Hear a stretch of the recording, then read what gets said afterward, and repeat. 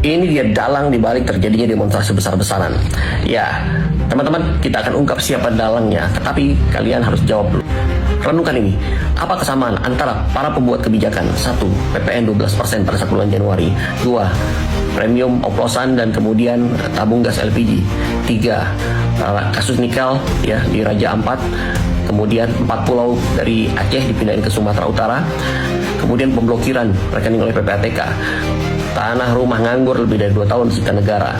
Kemudian pagar laut yang diperintahkan presiden untuk dibongkar tidak jadi dibongkar. Dan sekian banyak masalah-masalah polemik yang muncul justru dari kebijakan-kebijakan ngawur. Apa kesamaan dari pembuat kebijakan ini? Mereka sama-sama termul.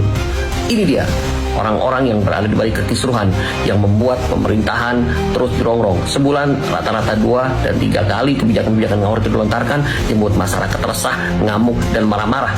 Akhirnya mereka test case pada saat Indonesia gelap.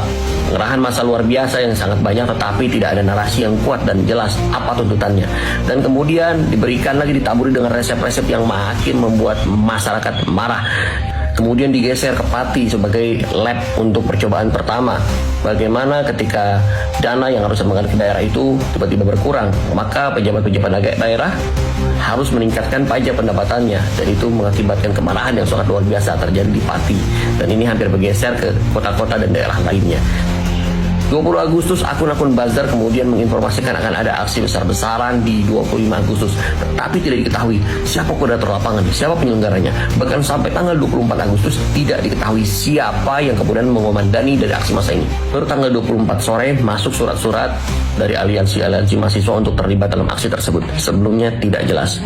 Dan akhirnya kita bisa lihat ya, banyak sekali intel-intel yang kemudian menyamar menggunakan jaket ojol dan memprovokasi masyarakat. Mereka mengawali, menginisiasi untuk menyakiti polisi dan kemudian memancing masyarakat untuk melakukan hal yang sama.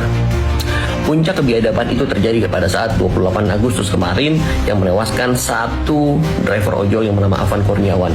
Turut berduka cita sedalam-dalamnya dengan keberingasan Brimob yang menabrak dan melindasnya.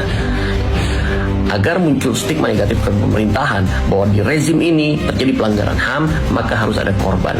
Dan ini didesain dengan sangat apik sekali, sangat disayangkan betul. Maka saya akan ingatkan kembali apa yang Bu Kony pernah sampaikan sebelum presiden dilantik. Prabowo hanya dijatah 2 tahun berkuasa, dan ini disaksikan oleh Rosa Roslani yang sekarang jadi CEO dan Antara. Artinya setelah dilengsarkan 2 tahun akan ada Fufu Papa yang kemudian memimpin negara ini. Kalian ikhlas? Dan tenggelamlah isu-isu pemakzulan Gibran, ijazah palsu, korupsi yang melibatkan Nadiem Makarim, Budi Ari, dan lain-lain. Semua konco-konco dari geng Solo ini hilang, berganti dengan tari-tarian yang terselenggara di DPR, kemudian statement konyol dari Ahmad Saroni yang memicu kemarahan masyarakat. Dan duar, terjadilah aksi tersebut. Ini belum akan berakhir, karena sabotasi struktural akan terus dilakukan.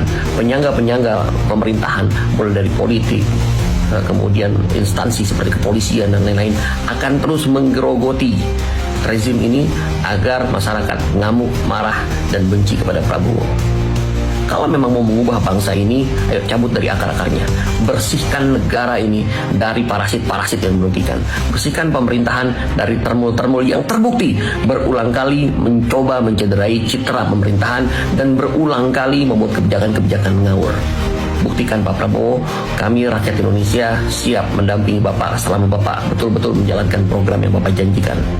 Sekali lagi rakyat Indonesia, jangan salah arahkan emosi Anda, tapi lihat apa penyebab ini terjadi dan siapa yang diuntungkan dari kasus-kasus yang terjadi saat ini. Siapa yang rajin berhutang dan berhutang sehingga kita menanggung bebannya, sehingga pemerintah harus menaikkan pajak berkali-kali lipat. Siapa yang membuat kebijakan itu? Ayo termul, komentar. Kita lihat argumen sebagus apa, sehebat apa.